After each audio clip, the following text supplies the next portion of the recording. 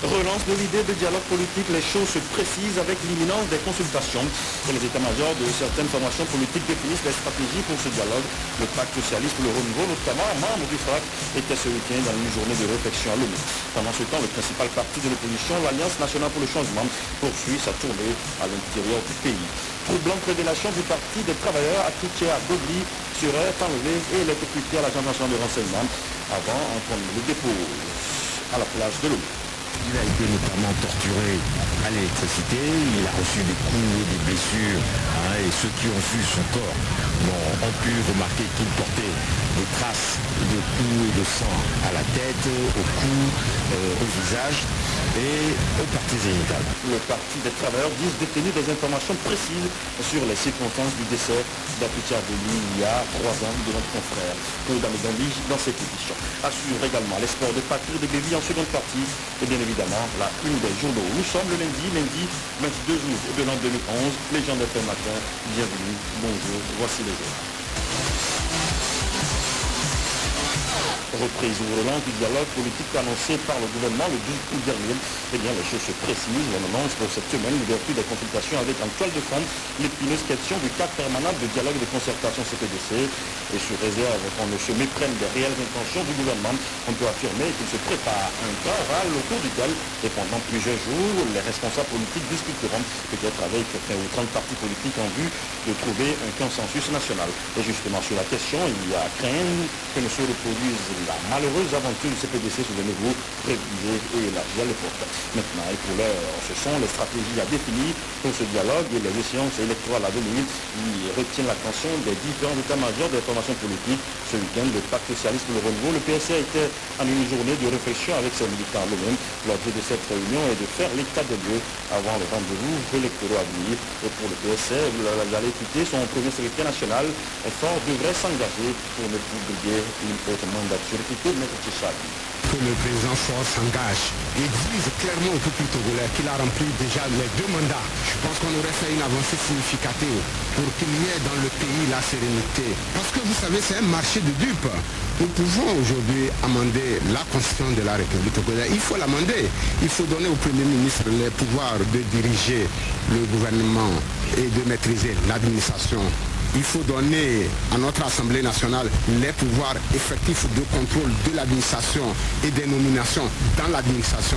Il faut donner à la Cour constitutionnelle le pouvoir d'être saisi par les citoyens et de juger à tout moment de la conformité des lois et de leur efficience vis-à-vis des principes constitutionnels. Mais vous savez, ce débat existe, j'en suis sûr. Et dans ce débat, nous sommes présents. Mais nous ne serons pas présents dans les bisbis politiques. Nous ne serons pas présents dans les arrangements qui permettront à M. Faure Gnassingbé d'être candidat et de procéder à un hold-up électoral. En tout cas, l'annonce de ce dialogue pour M. Dessabi est révélateur de l'échec cuisant de l'accord PT-UFC. Je vous propose de le réécouter. L'accord politique fait obligation au gouvernement de mener ces réformes institutionnelles et constitutionnelles et nous sommes à quelques encablures de l'élection législative qui doit avoir lieu en 2012. Et selon le code électoral, la CENI doit être établie le mois prochain. Et je constate avec amertume que le président de la République ait mis tant de mois pour annoncer sa volonté de renouveler le cadre du CPDC. Je constate aussi que la stratégie qui avait été mise en œuvre en 2010 en tendant à faire du gouvernement UFC-RPT, cette stratégie est aujourd'hui aux abois. Elle a échoué, il faut le dire, il faut être honnête que le gouvernement actuel n'a plus la légitimité de conduire ces réformes et que de ce fait, nous n'allons plus nous laisser embarquer sur le bateau des réformes. Nous devons le dire, ce ne sont pas les textes qui sont en jeu au Togo. Nous avons globalement un système législatif cohérent, un système réglementaire satisfaisant, mais ce sont les pratiques et la volonté des uns et des autres à respecter les tests. Moi, je vous pose la question. Dans l'état actuel de notre législation, qui a osé dénoncer l'achat des consciences que le RPT pratique à l'intérieur du pays, alors que le code électoral actuel fait de l'achat de conscience un délit? Qui a osé en parler? Personne. On nous dit encore de renouveler des tests. Nous sommes d'accord. Mais qui a osé mettre en jeu la responsabilité de ce régime qui a transmis la fin de la 4e République en décembre 2002? Je pense qu'il y a ce passif dont il faut en débattre. Mais pour nous, ce qui nous importe, c'est d'aller à l'alternance politique. Alors, nous allons prendre les dispositions. Et cette alternance ne peut être obtenue pas par les tests, mais par l'engagement de chacun de nous, par, je dirais aujourd'hui, la responsabilisation accrue des acteurs de l'opposition togolaise. Moi, je ne veux pas que demain, les gens applaudissent que le président Faure Gnassingbé veut faire le dialogue. Il veut faire quel dialogue? Fait-il le dialogue pour aller faire la campagne parce qu'il a fait le dialogue? Fait-il le dialogue pour régler les problèmes nationaux? En tout état de cause, aucun dialogue n'a réglé le problème des Togolais et il nous appartient de prendre en main notre destin. Et ce destin, je vous le dis encore, il n'est pas au bout d'un dialogue, il est au bout de la volonté des Togolais. Maître Thiessa Abi, il est le premier secrétaire national du Parti socialiste pour le renouveau, le PSR. La presse, la semaine écoulée, a commenté abondamment cette relance de l'idée de dialogue. L'opposition, pour une fois, doit prendre le chef de l'État au mot. C'est ce que nous dit Loïc Lawson du journal Le Flambeau des démocrates. Il faudrait que l'opposition, pour une fois, arrive à prendre le chef de l'État. Le président, si tu veux, si je veux le caricaturer ici, il peut toujours, si quelqu'un dans la vie, à mon avis, fait semblant de mourir, comme on dit, fait semblant d'enterrer, et va avec lui. C'est quoi? Et il annonce un dialogue, et il attend que l'opposition commence à s'agiter, et il sait que dans cette opposition, il y a une partie qui va dire, c'est-à-dire la RNC qui le fera, qui va dire sans doute que non, il y aura des préalables. Et ce sont toujours ces préalables qu'on pose qui font qu'il n'y a même pas de dialogue.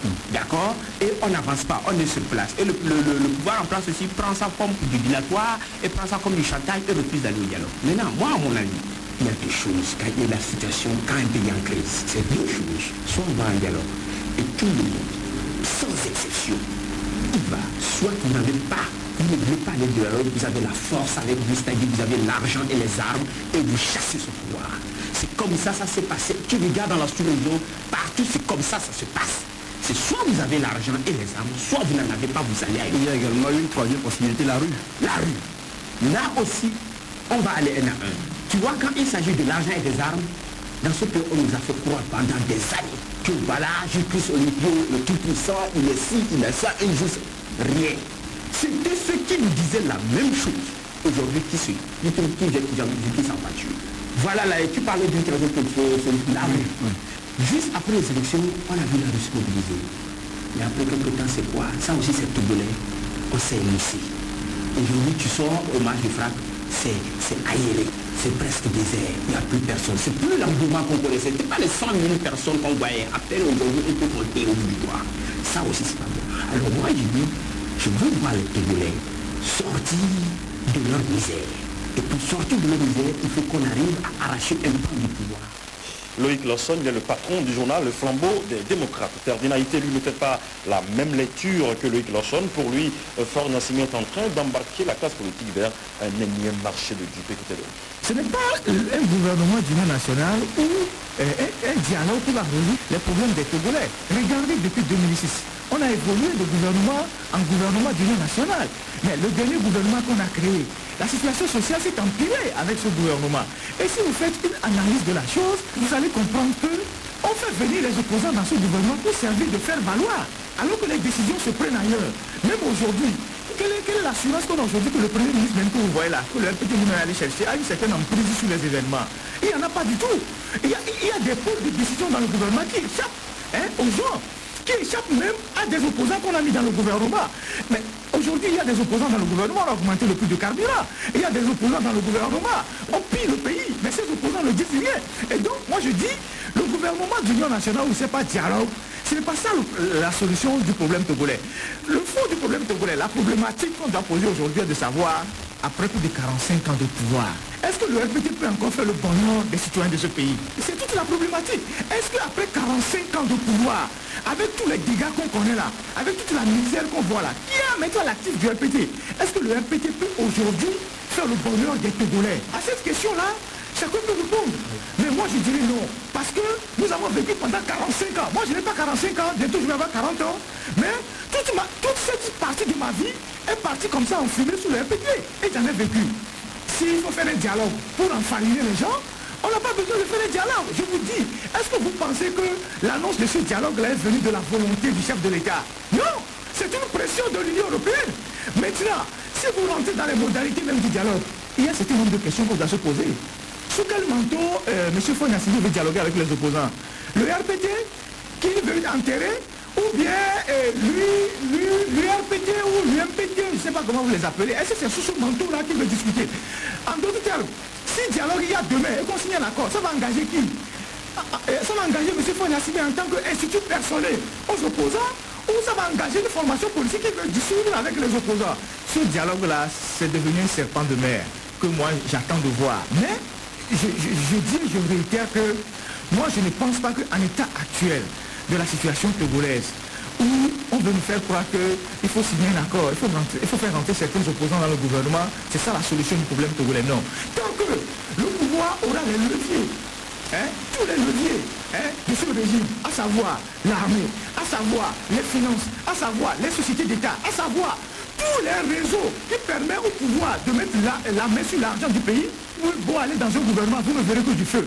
Ferdinand Messan-Été, il est le directeur de publication de l'hebdomadaire L'Alternative. Alors, quelle devait être l'attitude de l'opposition avant l'ouverture de cet éventuel dialogue? Le parti politique a dit que les autres formations politiques devaient se greffer autour du FRAC. Vous savez que depuis plus d'1 an, nous nous sommes déjà constitués à notre regroupement que nous appelons le FRAC. On est dans le FRAC, on s'entend très bien, on travaille ensemble.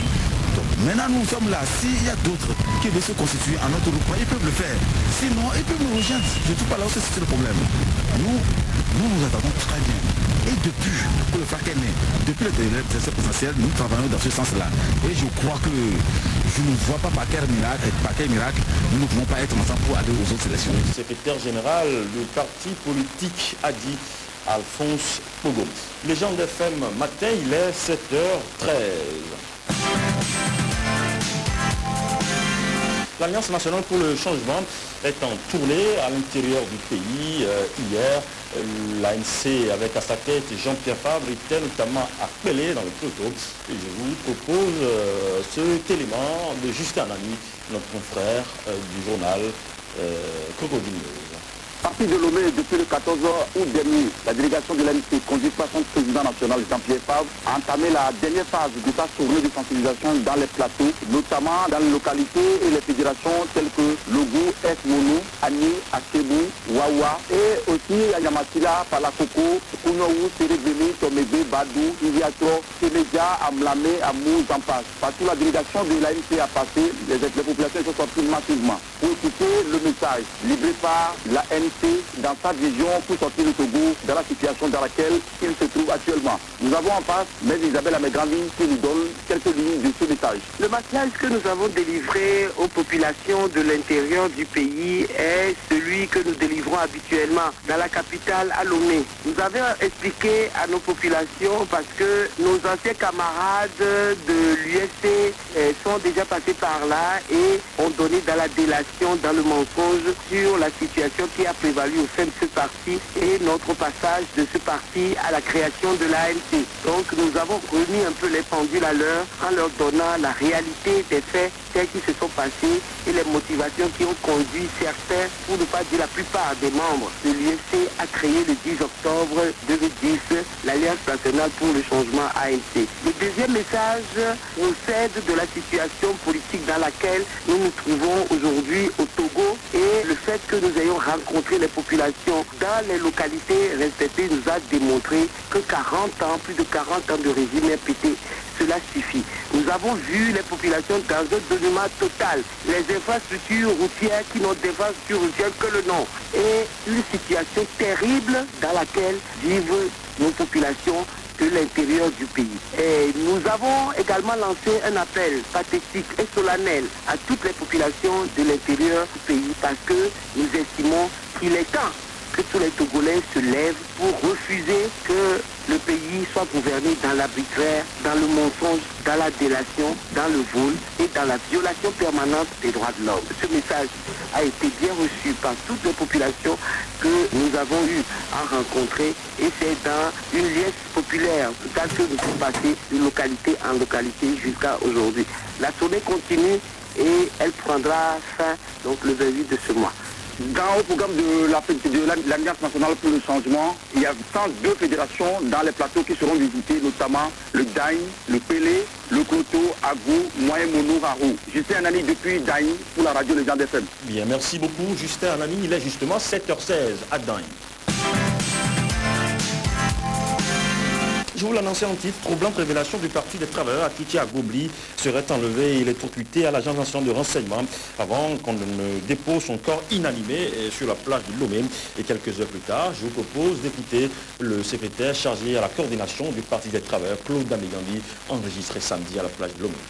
Nous avons commémoré le 3e anniversaire de l'assassinat d'Atouti Kokoui à Gobli. Eh bien, la révélation, elle est celle-ci. Elle vient des agents de l'ANR même qui ont fait savoir que c'est bel et bien là-bas que Atouti Kokoui à Gobli a été assassiné. Et comment? Il a été enlevé à la clinique de Biassa par un stratagème, un coup de tapon qui lui a été tendu par un coup de téléphone qui l'a fait sortir de cette clinique. Dès qu'il est sorti, on s'est jeté sur lui, on lui a mis une cagoule sur la tête, on l'a jeté dans une voiture et on l'a amené au centre de torture de l'ANR. Il était question pour les officiers qui l'interrogeaient de chercher à avoir la source d'informations qu'ils détenaient relativement à des réseaux de trafic de drogue. Dans les rangs des officiers supérieurs de l'armée togolaise, qu'il aurait eu la malencontreuse idée de faire savoir à une de ses connaissances qu'il allait publier prochainement dans son journal. Et donc cette personne l'ayant répété de fil en aiguille, cette chose est arrivée auprès de ces officiers de renseignement, donc qui, semble-t-il, l'ont pris pour chercher à savoir la source qui lui aurait donné cette information. Eh bien, sous le coup de la torture, puisqu'il a été notamment torturé à l'électricité, des blessures, et ceux qui ont vu son corps ont pu remarquer qu'il portait des traces de coups et de sang à la tête, au cou, au visage et aux parties génitales. Ce qu'on sait aujourd'hui, c'est que sur les parties génitales, lui ont notamment été appliquées une torture à l'électricité. Ce qu'on appelle dans le langage commun de la torture, la gégène. Or, Agboubli était de santé fragile. Il était hyper tendu, il se soignait de plusieurs affections et bien évidemment son cœur a lâché. Alors, après que son cœur ait lâché, il y a eu ce simulacre de dépôt du corps sur la plage à côté de l'hôtel Sarakawa qu'on a vu après, puisque l'autopsie confirme qu'il n'est pas mort par noyade, alors qu'on l'a retrouvé sur une plage. Et chose extrêmement curieuse, c'est juste à côté du corps, on a retrouvé ses vêtements intacts, mouillés avec ses chaussures, etc., etc. Bien. Donc nous disons au Parti des travailleurs que c'est bel et bien à l'ANR que l'information nous est parvenue qu'Atouti Kokoui à Gobli aurait été assassiné. Vous écoutez Légende FM matin, il est 7h20. On nous signale l'entrée en ligne du ministre Pascal Bodjonam. Monsieur le ministre, bonjour. Bonjour. Vous êtes le ministre de l'administration territoriale, de la décentralisation des collectivités locales.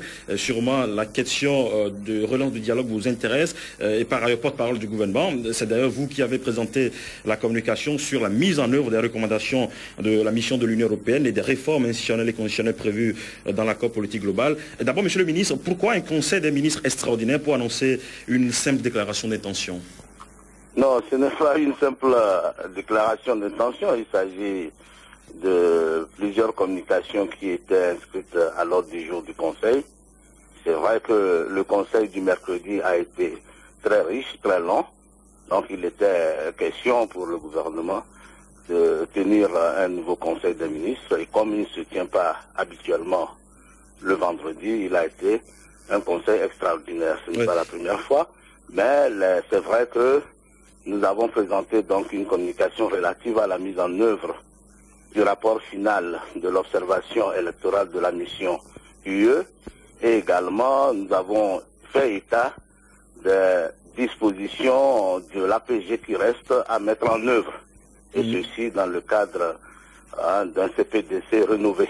Ces remarques, Monsieur le ministre, sont justifiées par le caractère, on va dire, blasant, redondant des intentions annoncées, réannoncées d'ailleurs à plusieurs reprises. En clair, ce qui a été dit le 12 août dernier, a été déjà le 31 décembre 2010 par le chef de l'État, Monsieur le ministre. Non, je pense qu'il faut recentrer les choses et dire que je peux comprendre le scepticisme de certains, mais ce n'est pas nécessairement parce que les discussions antérieures n'ont pas abouti à des résultats escomptés que celles qui viendront seraient vouées à l'échec.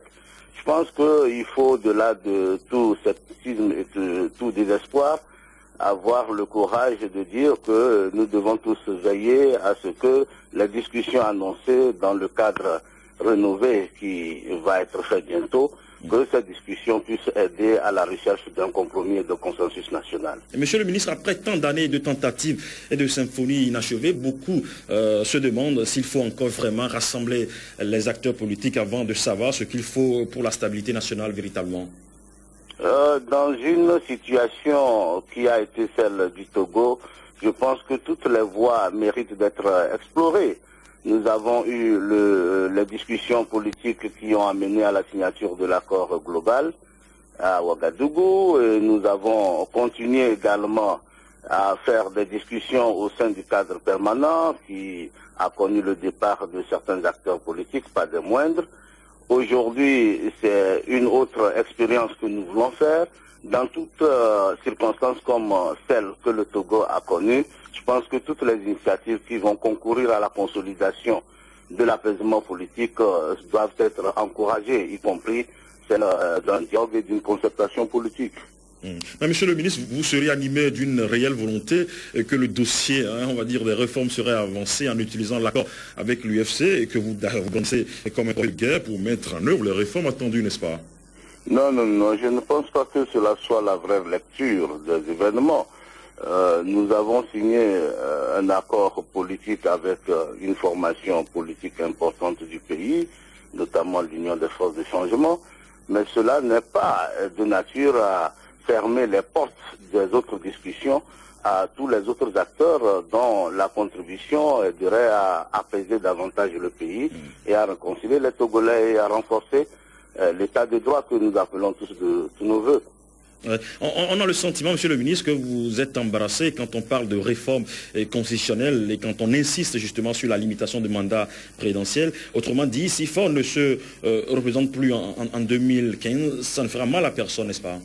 Non, je ne crois pas qu'il faille aller tout droit à des considérations pareilles. Je pense que l'accord politique global en son point 3.2 a précisé la nature du débat sur les points listés, à savoir le régime politique qu'il conviendrait, si nous avons le consensus, d'adopter, les conditions d'éligibilité à la présidence de la République, les prérogatives du Premier ministre, la durée, la limitation du mandat, autant de sujets qui vont être débattus dans un cadre précis. Je pense qu'on ne doit pas aller très vite en besogne.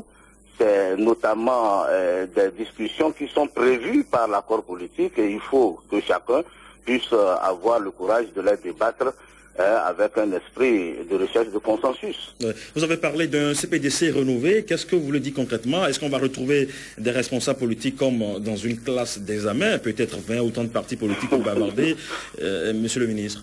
Non, pas du tout. Je pense que vous êtes tous au parfum que l'élargissement du cadre permanent avait provoqué le départ de certains acteurs qui étaient partie prenante au dialogue.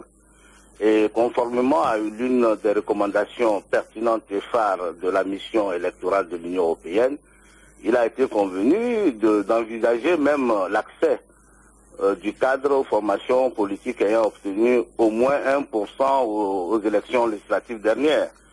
Mais ici, quand on met cela en application, on retrouve seulement les partis parlementaires. C'est pourquoi nous avons aussi estimé qu'il serait vraiment nécessaire et important pour un consensus large d'intégrer dans l'élargissement du cadre permanent certains acteurs politiques afin de tenir compte de la réalité née du contexte politique actuel de notre pays. Ouais. Monsieur le ministre, nous venons d'apprendre que les consultations s'ouvrent dans les prochains jours. Est-ce que c'est exact? Non, pas dans les prochains jours. C'est des consultations. Lorsque une communication a été faite, lorsque l'engagement du président est manifeste, il faudrait qu'on donne le temps de voir les concertations qui pourront être faites afin de donner des orientations précises à ce cadre. Je pense que les discussions peuvent se faire à tout moment, mais il n'y a pas un calendrier précis de concertation. Mais le temps est un facteur déterminant. Très bien, merci beaucoup Monsieur le ministre. Je rappelle que vous êtes le ministre de l'administration territoriale, de la décentralisation et des collectivités locales, par ailleurs porte-parole du gouvernement.